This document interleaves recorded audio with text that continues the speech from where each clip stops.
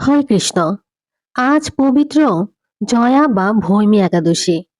মাঘ মাসের শুক্লপক্ষিয়া জয়া একাদশী ব্রত মাহাত্ম্য ভবিষ্যত্তর পুরাণে যুধিষ্ঠির শ্রীকৃষ্ণ সংবাদে বর্ণিত আছে। একদিন মহারাজ যুধিষ্ঠির ভগবান শ্রীকৃষ্ণকে জিজ্ঞাসা করলেন, হে কৃষ্ণ, হে মধুসূদন, মাঘ মাসের শুক্লপক্ষের একাদশীর নাম কি?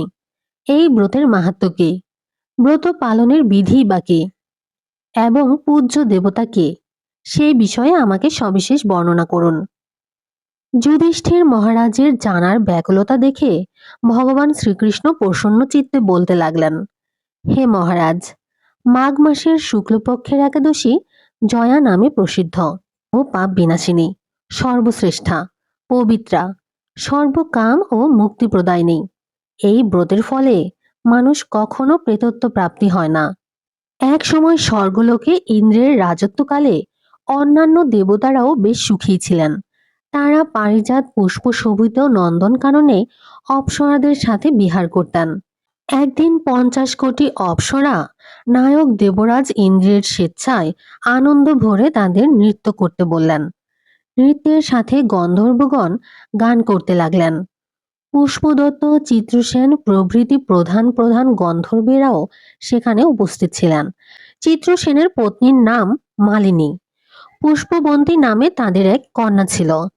পুষ্পদন্তের পুত্রের নাম মাল্যবান। এই মাল্যবান পুষ্পবন্তীর রূপে মুগ্ধ হয়েছিল। পুষ্পবন্তী পূর্ণ পূর্ণ কটাক্ষ দ্বারা মাল্যবানকে বশীভূত করেছিল। ইন্দ্রের প্রীতিবিধানের জন্য তারা দুজনেই নৃত্য গীতের সেই সভায় যোগদান করেছিল, কিন্তু একে অপরের প্রতি আকৃষ্ট থাকায় উভয়েরই চিত্ত বিভ্রান্ত হয়েছিল। সেখানে তারা পরস্পর কেবল দৃষ্টিবদ্ধ অবস্থায় দাঁড়িয়ে থাকলো। ফলে গানের ক্রম বিপর্যয় ঘটল। তাদের এই রকম তাল মান ভঙ্গভাব দেখে তারা যে পরস্পর কামাসক্ত হয়েছে, দেবরাজ ইন্দ্র তা বুঝতে পারলেন। তখন ক্রোধবশে তিনি তাদের অভিশাপ দিলেন, রে মূঢ়, তোমরা আমার আজ্ঞা লঙ্ঘন করেছ, তোমাদের ধিক। এখনই তোমরা পিশাচযোনি লাভ করে মর্ত্যলোকে নিজ দুষ্কর্মের ফল ভোগ করো। ইন্দ্রের অভিশাপে তারা দুজন দুঃখিত মনে হিমালয় পর্বতে বিচরণ করছিল। পিশাচত্ব প্রাপ্ত হওয়ায় তারা অত্যন্ত দুঃখ ভোগ করতে লাগলো।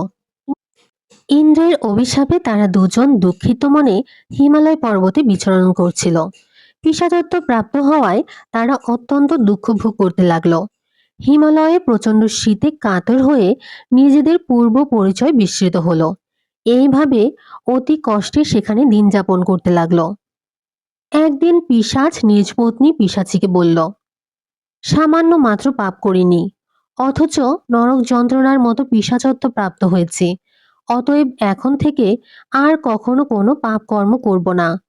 এইভাবে চিন্তা করে তারা সেই পর্বতে মৃতপ্রায় বাস করতে লাগলো।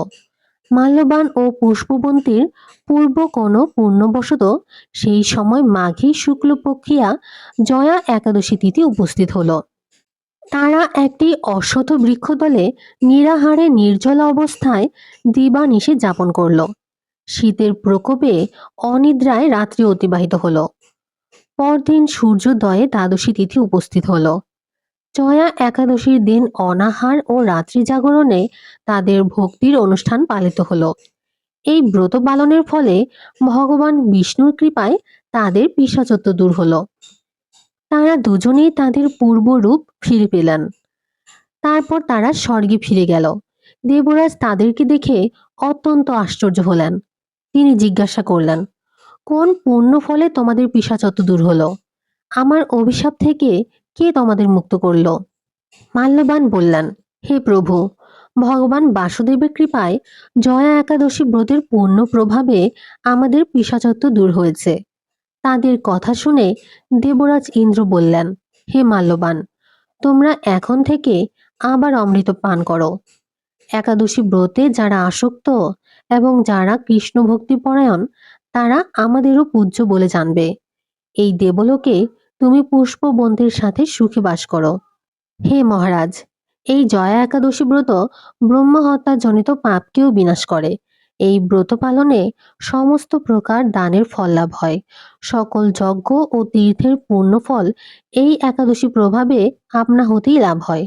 অবশেষে মহানন্দে অনন্তকাল বৈকুণ্ঠে বাস হয়। এই জয়া একাদশী ব্রতকথা পাঠ ও শ্রবণে অগ্নিষ্টম যজ্ঞের ফল পাওয়া যায়। হরে কৃষ্ণ।